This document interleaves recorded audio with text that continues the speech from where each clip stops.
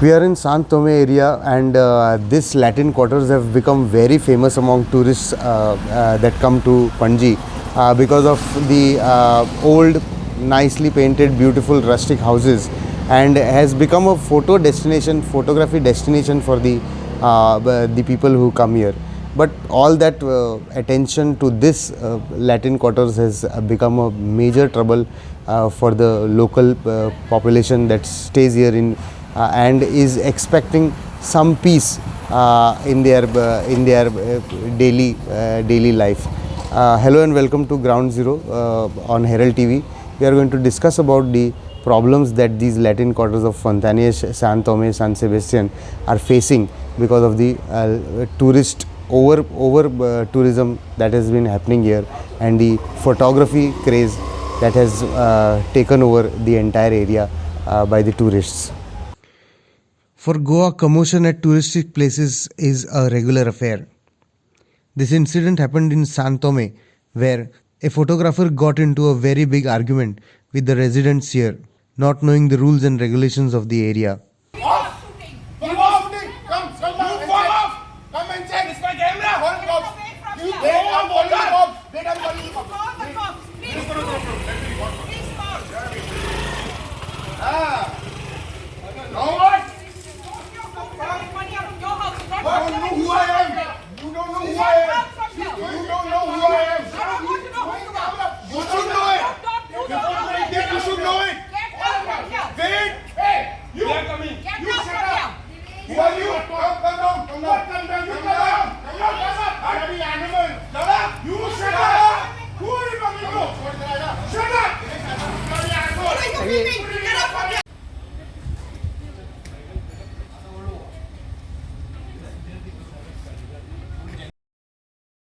These Latin quarters have become extremely popular among tourists for its clean, narrow streets with beautiful rustic feel houses, making it a selfie and a photo destination.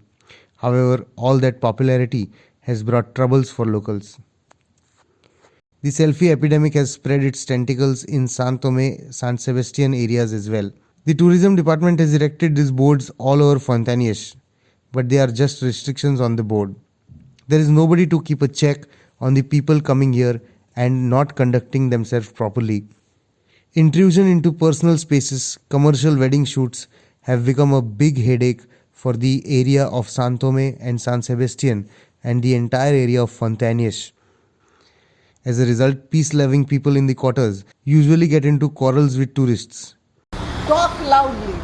When they come in groups, no one is including the guide.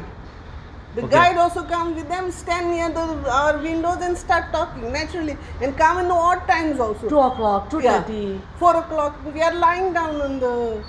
on bed. It's our... they can take photographs, they don't mind.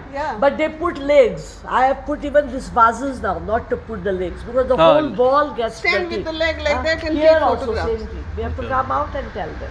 They can take photographs, I'm not... tourist is not, road is not ours. The house is ours, no, and life is ours. And after as senior citizens, we are talking to you. But no names, nothing. Please. You say in general what is happening in the... Alu Pereira and Jack Sukia have been on the forefront of the planning to ensure the sanctity of the heritage quarter is retained. We have with us Jack Sukia, who is the Vice President of North Goa TTAG. We are going to talk to him and try to understand about the problems that the heritage precincts of Fontanilles and the adjoining areas are facing. There has been a lot of confusion, there has been a lot of tension amongst the citizens who have been living here, the residents who have been living here for centuries because of a lot of tourists coming in and the incursion that the locals are facing because of these tourists. We'll talk to him and try to understand what may be the realistic solution to this and how to handle this problem.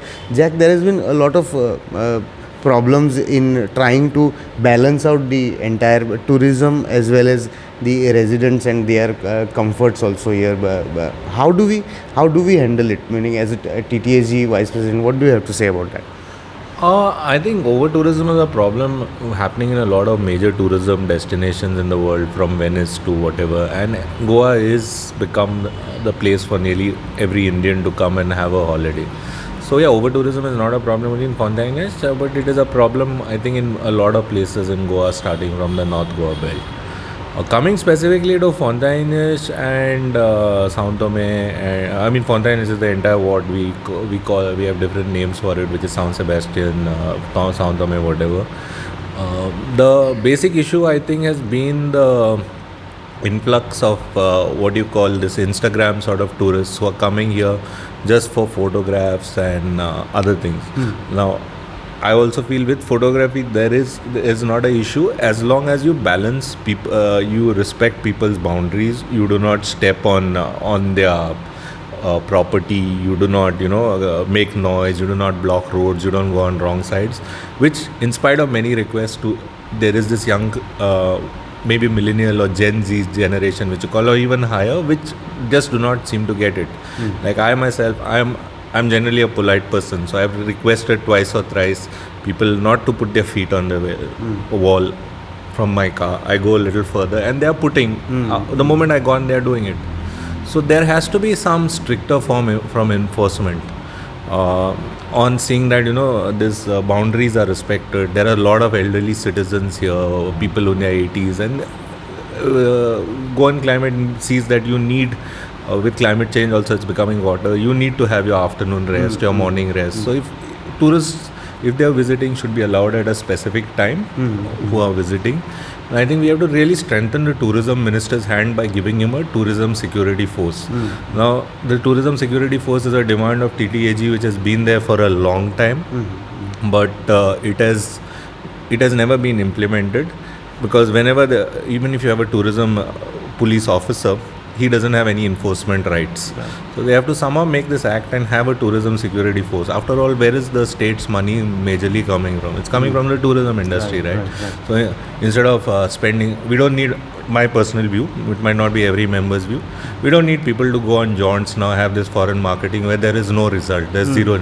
Rather, you concentrate on infrastructure here. The tourism minister wants to have a tourism security force which will help him to control this. So I suggest that we spend that money more on infrastructure here and creating marketing budgets, which I feel are a total waste of time, and it just leads to a sort of crony capitalism where people, you'd land up taking your whatever. It's like a freebie for your well-wishers or whatever. We could see some boards that were installed recently of how to conduct yourself as a tourist, how to conduct yourself. See, these boards are good, but what is the more effective method to reach out these conduct rules to the police, to the tourists who come in these areas?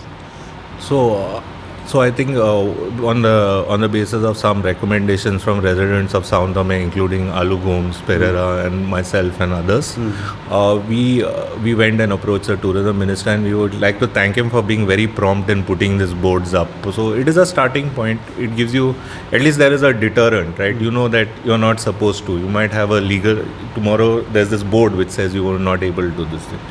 What more can be done is a lot of information got out. We are in the age of Instagram. Right. There are a lot of us in this business who survive from tourism. I think we can be a little bit more generous in our pockets, from our pockets, put a little money, create a fund, hire influencers from this, and project this message out that this is a area where people live. It's a precinct where people spend time, have their families, there are children studying and all, and these influencers spread this message. It's not something it's not a playground for a tourist to come for 2 days and let their hair loose and everyone. Someone who respects culture, who's interested in heritage, we should get out. So, but it cannot be a free ride. If it's coming together, all establishments who benefit from tourism should make some sort of contribution and get this message out.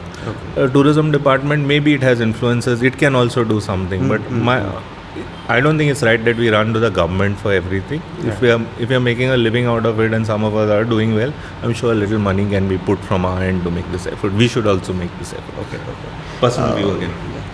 We have with us Alu Pereira, who has just led the entire successful organization of Fest Depot. We'll talk to him also. They have been very vocal as far as these troubles are concerned, and we'll talk to him about the commercialization also of this area, how it can be used in a betterment of this entire area. Alu, if we see your way on in the hotbed of all that is happening right now, the troubles that people, the local people are facing because of tourism, over tourism, nearly about over tourism, that what we can see. How do you see this entire thing? See, right from the beginning, I said we need this. It's a great thing that we are having these restaurants with great food. It's giving us space. I believe in that. It should succeed, no? And we live together, like what Jack said. A little bit of contribution, pass on the message, behave yourself. You can come, you can enjoy the culture, you can enjoy the food, but behave yourself. Don't come and do this nonsense of Bollywood acts on the street, block the road, the traffic is blocked. You know, you've seen it. Yeah. What happens on the street. Now, nobody says we don't want tourism. We want tourism. We support tourism. We support the restaurants. The restaurants or the bars are not anything to do with it. They are not inviting them to come on the streets and do that. They are saying you come and enjoy the food, enjoy our culture. That's the exact message which we should send to the people. Come, enjoy the culture. Enjoy our architecture. It's a beautiful architecture, this whole place. Correct? Is it time that these areas should also be more effectively made no motor zone, one? And secondly, should there be some fee levied for people who are entering here, the tourists who are basically entering here, to make sure that they are serious about the entire heritage precinct and protecting it? Number one, I'm against charging any levy. This is not created to make money for nobody. You come, enjoy it for free, but enjoy it in a nice way. Why charge? Something that nobody, it's our ancestors who created. I don't have a right to charge that, correct, a fee. It's our ancestors. Let the people enjoy the whole thing. And is it fair? How would you like to go to Rome and be charged at every step you take? Because those are monuments at every step. You wouldn't like that, right? You feel cheated.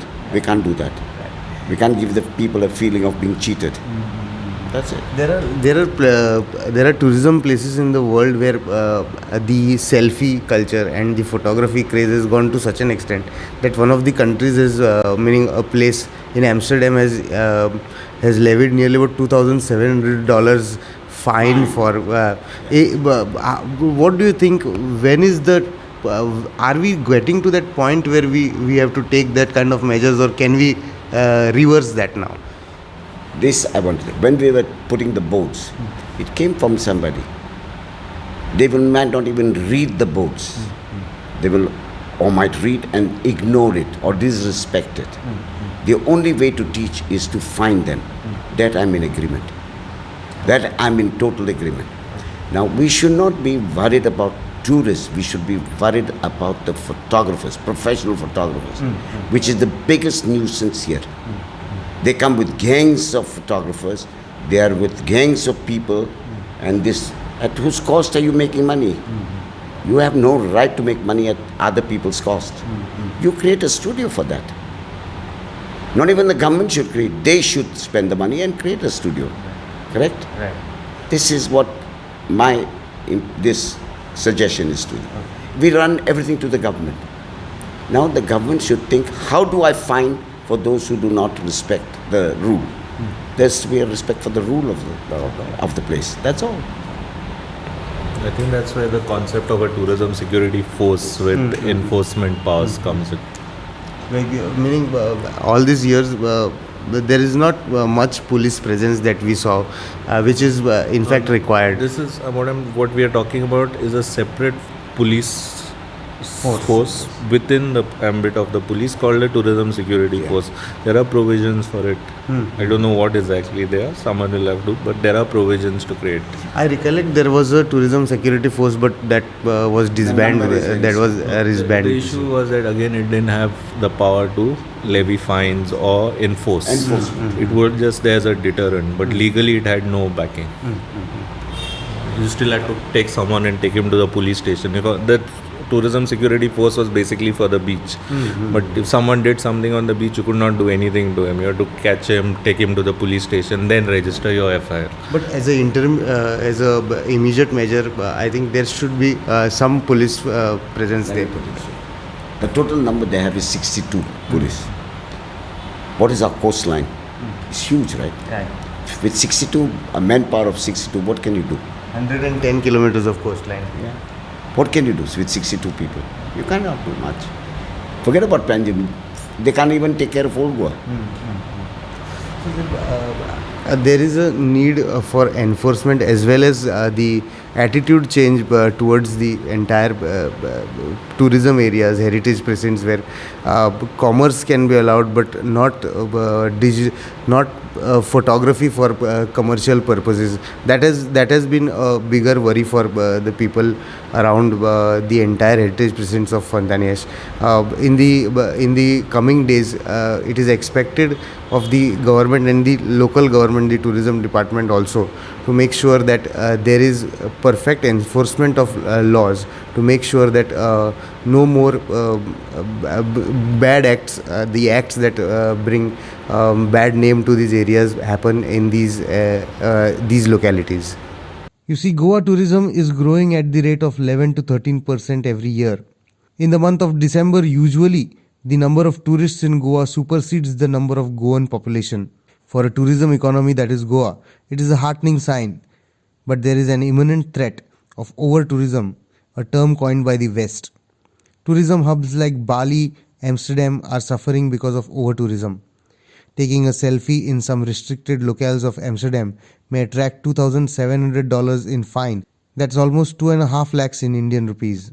May it be the heritage precincts of Old Market Margaon or the famous Fontaniash heritage precincts in Panji, they need special protection and special treatment, smarter planning more than what Smart City is doing to Panji right now.